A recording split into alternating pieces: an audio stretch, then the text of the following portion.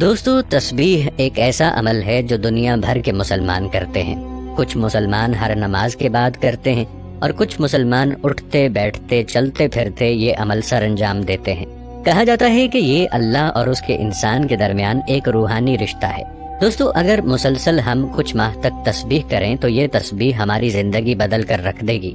تسبیح کی ابتدا کا عمل اسلام پھیلنے کے ساتھ ہی شروع ہوا تھا۔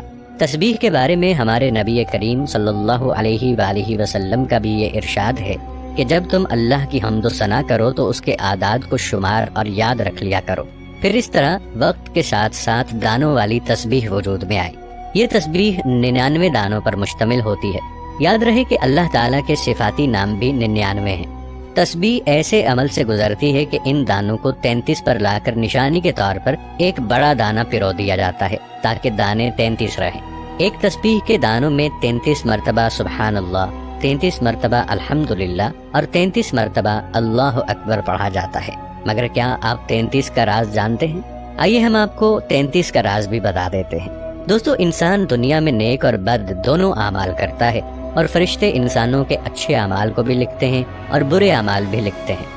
اگر انسان نیک کام کرنے کا ارادہ کرتا ہے تو فرشتے فوراً اس کو لکھ لیتے ہیں اور نیکی میں شمار کر لیتے ہیں، بے شک انسان وہ نیکی کرے یا نہ کرے۔ مگر جب انسان گناہ کا ارادہ کرتا ہے، اللہ تعالیٰ کی ذات اتنی عظیم اور رحم کرنے والی ہے، اللہ تعالیٰ کرامن کاتبین کو حکم دیتا ہے کہ میرے بندے کا گناہ اس وقت تک نہ لکھنا جب تک اس سے سرزد نہ ہو جائے۔ جیسا کہ آپ سب جانتے ہیں، نیکوکاروں کے لیے جنت کی بشارت ہے۔ تسبیح میں 33 دانوں کا راز یہ ہے کہ جنت میں ہر انسان کی عمر 33 برس تک ہی رہے گی۔ دوستو، اگر تسبیح کو روحانی اور سائنسی نظریے سے دیکھا جائے تو یہ ایک ایسا عمل ہے جس سے انسان سر تپا دماغی اور جسمانی طور پر اللہ تعالیٰ سے جڑا ہوا ہوتا ہے، اور اس کا مسلسل عمل کرنے سے انسان کے ذہن سے پراگندہ سوچیں مٹ جاتی ہیں اور انسان کا دل کسی روشن چراغ کی طرح منور ہو جاتا ہے۔ ہمارے پیارے نبی حضرت محمد صلی اللہ علیہ وآلہ وسلم نے بھی اپنی جان سے پیاری صاحبزادی حضرت زینب رضی اللہ تعالی عنہا کو ایک تسبیح کرنے کی تلقین کی جو بعد میں تسبیح فاطمہ کہلائی۔ اس تسبیح میں 33 مرتبہ سبحان اللہ، 33 مرتبہ الحمدللہ اور 33 مرتبہ اللہ اکبر شامل ہے، اور رسول اللہ صلی اللہ علیہ وآلہ وسلم نے فرمایا کہ اس تسبیح کو ہر فرض اور نفل نماز کے بعد پڑھنا مستحب ہے۔ اگر کوئی انسان ایسا عمل کرے گا، خصوصاً نماز فجر کے بعد، تو اللہ تعالیٰ اسے جنت میں اعلیٰ مقام عطا کرے گا۔ مگر جیسا کہ آپ جانتے ہیں کہ اللہ تعالیٰ نے انسان کو دین اور دنیا دونوں کو ساتھ لے کر چلنے کے لیے کہا ہے۔ قرآن مجید میں ارشاد باری تعالیٰ ہے، یہ کتاب مؤمنین کے لیے ہدایت کا ذریعہ ہے۔ مومن وہ ہے جو اللہ، اس کے رسولوں، کتابوں، فرشتوں اور یوم آخرت پر ایمان رکھتا ہو۔ اللہ رب العزت نے قرآن پاک میں فلاح پانے والے مؤمنین کے بارے میں کہا ہے کہ بے شک ایمان والے کامیاب ہو گئے۔ یہ ارشاد مؤمنین کے لیے ہوا ہے کہ مراد کو پہنچنے والے یعنی کامیابی پانے والے ہیں، اور اصل کامیابی تو جنت کا حاصل کرنا ہے۔ جو اپنی نماز میں خشوع و خضوع کرنے والے ہیں، یعنی ان کے دلوں میں خوف ہوتا ہے اور ان کے اعضاء ساکن ہوتے ہیں، جب وہ اپنے رب کو یاد کرتے ہیں، اس کی تسبیح بیان کرتے ہیں، دل اللہ کی جانب جھکا ہوتا ہے۔ وہ جو فضول بات سے منہ پھیرنے والے ہیں اور وہ زکوٰۃ دیتے ہیں، اللہ کی راہ میں غریبوں، مسکینوں یعنی حقداروں کو دے کر اپنا مال پاک کرتے ہیں۔ اللہ تعالیٰ کی تسبیح کرنے والے مومن خیانت نہیں کرتے، اپنے وعدے پورے کرتے ہیں، بے شک ان کے وہ وعدے خالق کے ساتھ ہوں یا مخلوق کے ساتھ احسن طریقے سے نبھاتے ہیں۔ پرہیزگار مومنین کے بارے میں یہ بھی ارشاد ہوا ہے کہ وہ رات کے آخری حصے میں بخشش مانگتے ہیں، یعنی وہ راتوں کی نیند قربان کر کے اپنے رب سے بخشش کا سوال کرتے ہیں۔ اس کے برعکس ظالم لوگ اسی سے نقصان کی طرف جائیں گے۔ کیا آپ قرآن مجید سے جو حروف یا آیات تسبیح یا ورد کرنے کے لیے استعمال کرتے ہیں؟ اگر دیکھا جائے تو قرآن مجید حرف بحرف ذریعہ ہدایت اور نجات ہے۔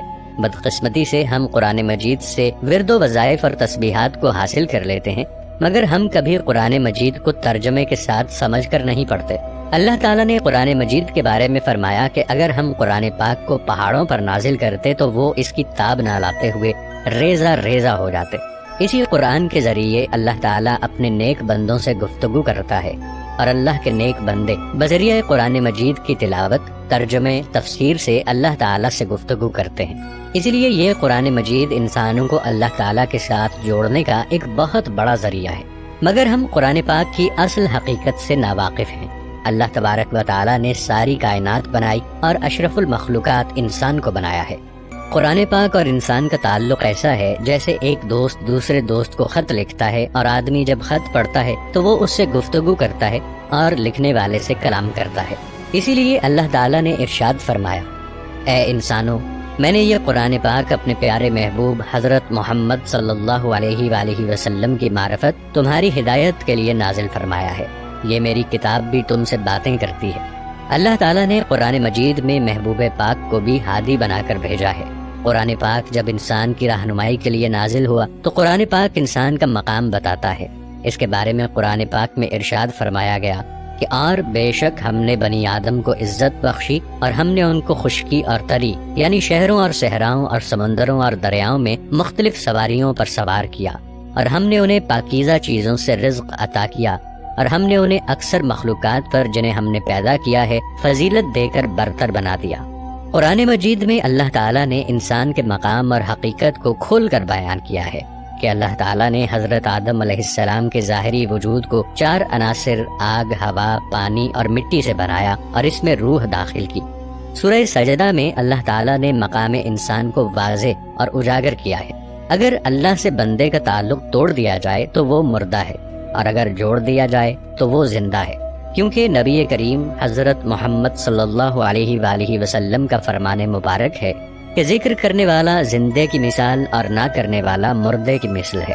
اسی لیے اپنے آپ کو ذکر الہی سے غافل نہ ہونے دیا جائے، اسے زندگی دی جائے، یعنی ذکر الہی کی طرف راغب کیا جائے۔ یہ سارے امور قرآن پاک پڑھنے سے سمجھ آتے ہیں، تو لازم ہے کہ ہم قرآن پاک کو پڑھیں، سمجھیں، اس پر عمل کریں، کیونکہ حکم بھی یہی ہے کہ تم میں سے بہتر وہ ہے جو قرآن سیکھے اور سکھائے۔ اس لیے ہماری ناکامی کی وجہ یہ بن رہی ہے کہ ہم اللہ سے بے خبر ہوئے اور خرابی بن گئی، ہم اپنے مقام سے بے خبر ہو گئے۔ اور اللہ تعالیٰ قرآن پاک میں ارشاد فرماتا ہے، اور ان لوگوں کی طرح نہ ہو جاؤ جو اللہ کو بھلا بیٹھے، پھر اللہ نے ان کی جانوں کو ہی ان سے بھلا دیا کہ وہ اپنی جانوں کے لیے ہی کچھ بھلائی آگے بھیج دیتے، وہی لوگ نافرمان ہیں۔ حضرت محمد صلی اللہ علیہ وآلہ وسلم پر قرآن مجید 40 سال کی عمر میں تھوڑا تھوڑا کر کے نازل ہوتا رہا، پھر اگلے 23 سال تک اللہ تعالیٰ کے رسول حضرت محمد صلی اللہ علیہ وآلہ وسلم اسی قرآن کی تبلیغ لوگوں کو کرتے رہے۔ اللہ تعالیٰ بندے کو ہمیشہ اس کے گمان کے مطابق ہی عطا کرتا ہے۔ اگر آپ اللہ تعالیٰ کا ذکر اپنی انگلیوں کی پوروں پر کریں گے تو آپ کو اسی گمان کے مطابق ملے گا،